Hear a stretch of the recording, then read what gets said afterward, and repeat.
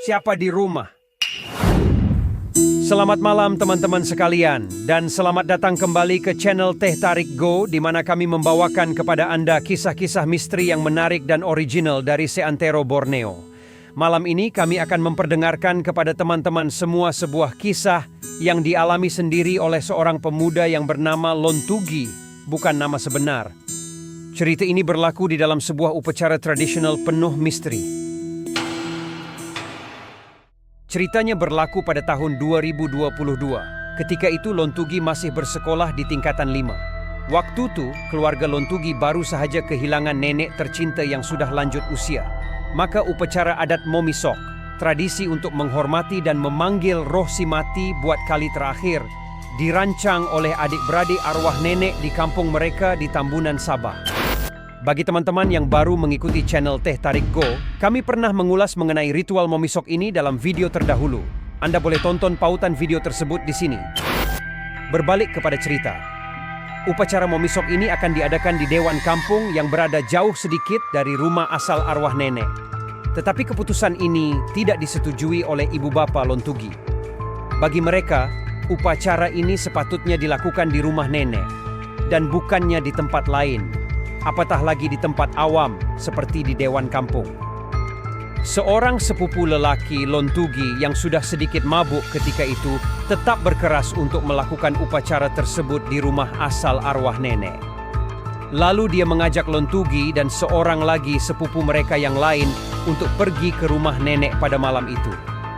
Ketiga-tiga mereka mula menuju ke rumah arwah nenek, meninggalkan dewan tanpa memberitahu ahli keluarga lain. Setibanya di rumah, sepupu yang separuh mabuk tadi terus tertidur di ruang tamu. Tangannya masih memegang tin minuman Holland separuh penuh. Lontugi dan sepupunya duduk di dalam rumah untuk seketika waktu, berbual dengan suara berbisik. Bimbang juga kalau roh arwah nenek turut berada di rumah itu. Selang beberapa menit kemudian, 3 orang lagi sepupu lain tiba dengan niat untuk turut serta dalam upacara Momisok di rumah nenek. Pada masa yang sama, Lontugi dan seorang sepupunya yang datang awal menerima panggilan daripada adik-beradik nenek di dewan, menyuruh mereka balik semula ke dewan. Kata mereka, mantra untuk memulakan ritual Momisok akan mula dibacakan, jadi Lontugi dan sepupunya memulakan semula perjalanan balik ke dewan. Sementara itu, ketiga-tiga sepupu yang baru sampai tadi tetap tinggal di rumah arwah nenek. Pikir mereka Lontugi akan balik ke situ, jadi mereka tunggu saja. 2 dari mereka berdiri di kaki 5 rumah, menunggu, memerhati jalan di depan rumah. Dalam samar-samar mereka ternampak satu bayangan putih perlahan-lahan bergerak mendekati rumah. Mungkin itu si Lontugi, kata seorang sambil menenangkan hati masing-masing. Namun, semakin dekat bayangan itu, makin terasa ada yang tidak kena. Sosok putih itu bergerak senyap, kabur seperti kabut, namun jelas berbentuk seperti tubuh manusia.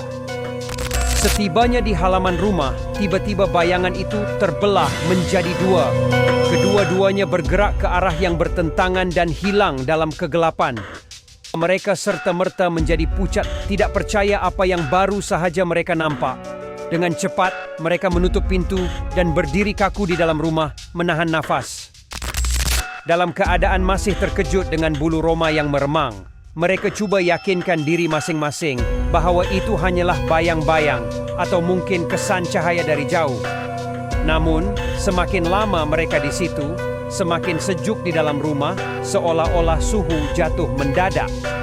Manakala yang seorang lagi tidak percaya kerana tidak ternampak bayangan putih itu dan mula menjenguk-jenguk di luar jendela. Selepas itu, suasana bertambah aneh.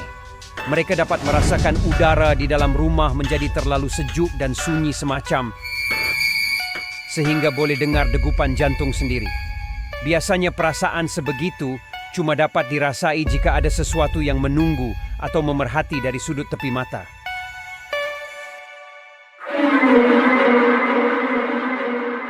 Keadaan bertukar menjadi huru-hara semula apabila mereka terdengar bunyi-bunyi pelik. Di ruang antara bilik tidur nenek dengan dapur, terdengar suara-suara ketawa kecil halus dan seolah-olah seperti suara kanak-kanak, kemudian bertukar menjadi bunyi mengilai yang kedengaran sayup-sayup. Mereka semua takut tetapi masih juga ingin tahu apakah bunyi-bunyian yang mereka dengar.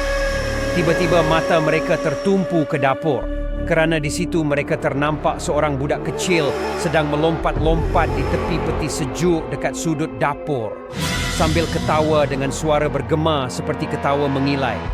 Penampakan itu hilang dalam sekelip mata.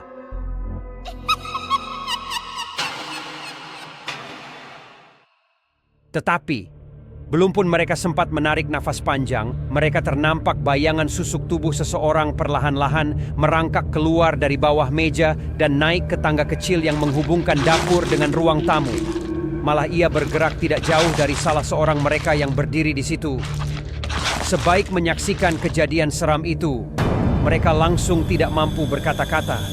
Malah tubuh mereka menjadi kaku. Kaku akibat terkejut, terlalu takut, dan kesejukan sampai ke tulang. Dengan degupan jantung yang baru mulai reda, mereka terdengar pula angin bertiup diikuti bunyi barang-barang jatuh di dalam bilik tidur nenek. Dinding, lantai, siling juga seakan-akan diketuk-ketuk dari pelbagai arah. Kedengaran kertas-kertas di dinding seperti terkoyak akibat dicari-cari. Tidak seorang pun antara mereka yang berani mendekati bilik tidur nenek ketika kejadian itu. Manakala abang sepupu yang masih mabuk terus tertidur, tidak sedar dengan apa yang berlaku di sekelilingnya. Tidak mahu menunggu lebih lama, mereka balik semula ke dewan untuk berkumpul bersama yang lain. Keesokan paginya, mereka kembali ke rumah nenek untuk memeriksa keadaan. Mereka nampak semua gambar-gambar di dinding sudah koyak dan berselerak. Tidak ada yang dapat menjelaskan apa yang berlaku pada malam itu, selain tanggapan mereka bahawa semasa upacara memisok dijalankan di Dewan Kampung, roh arwah nenek kembali ke rumah asalnya untuk kali terakhir, dan mungkin amarah kerana tidak ada ahli keluarga terdekat yang berada di situ untuk menghormati pemergiannya.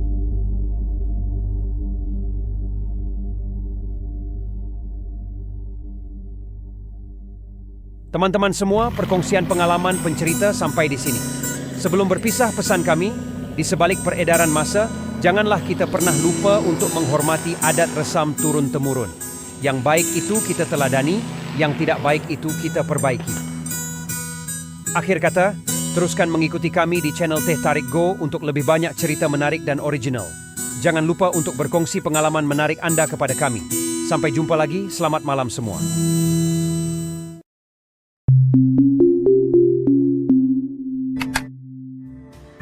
Ritual memisok merupakan salah satu tradisi yang masih diamalkan oleh suku kaum Kadazan Dusun di Sabah sejak zaman berzaman. Ritual ini diadakan apabila terdapat saudara atau ahli keluarga yang baru meninggal dan dikebumikan 7 hari lepas. Tujuan upacara ini dibuat ialah untuk memberikan satu peluang terakhir kepada roh si mati berkomunikasi dengan ahli keluarga sebelum berpindah sepenuhnya ke alam lain ataupun lebih sesuai dikatakan sebagai alam roh. Selepas itu, roh si mati tidak lagi kembali atau datang mengganggu orang yang masih hidup.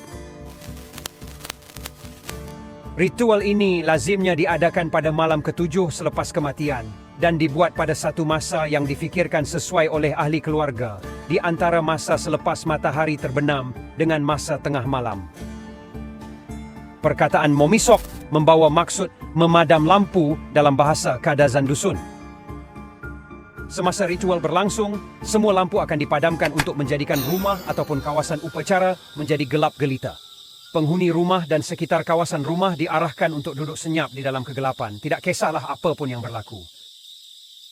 Ritual ini biasanya selesai dalam 10 ke 15 menit sahaja. Semua pintu keluar dan masuk dari tempat upacara akan dibiarkan terbuka. Dulang yang berisi abu kayu akan diletakkan di bawah semua pintu yang terbuka. Cara lain ialah dengan menaburkan tepung ataupun bedak di sekeliling lantai di bawah pintu. Kemudian papaakan yang bermaksud memberi makan dilakukan sebagai jemputan kepada roh si mati untuk datang dan makan. Hidangan yang pernah menjadi kegemaran si mati akan disediakan dan disajikan di atas tempat khas bersama dengan buah, biasanya buah anggur. Kadang-kadang, sebatang lilin akan dinyalakan di samping sajian tersebut, tapi tidak selalunya. Kegelapan semasa memisok diperlukan kerana ia dapat memberikan suasana tenang bagi roh si mati untuk datang dan menikmati sajian yang ditinggalkan buatnya. Selain daripada memberi sajian makan, terdapat juga sebilangan keluarga dalam komuniti Kadazan Dusun yang meletakkan barang-barang keagamaan beserta barang hiasan lain bersebelahan dengan potret si mati sebagai tambahan kepada Papa Akan. Barang-barang tersebut adalah seperti seluar, baju, kasut, tongkat, dan sebagainya. Jadi selain Papa Akan, roh si mati yang terpanggil berpeluang mengambil barang-barang pribadinya untuk dibawa semasa perjalanan ke alam roh. Hadir semasa upacara memisok adalah Bobo Lian atau Bobo Hizan, yaitu seorang bomoh perempuan yang berpengalaman. Tetapi masa kini sudah menjadi lumrah jika tanggung jawab Bobo Lian ini dipikul oleh ahli keluarga terdekat untuk menjadi pengiring si mati ke dunia alam roh. Bobo Lian atau ahli keluarga yang dipilih melakukannya dengan bacaan mantra yang dipanggil Rinait. Apabila upacara selesai, mereka akan memeriksa dulang yang berisi abu kayu, tepung ataupun bedak yang ditaburkan di lantai bawah pintu untuk melihat sama ada terdapat kesan tapak kaki roh si mati yang telah datang dan pergi.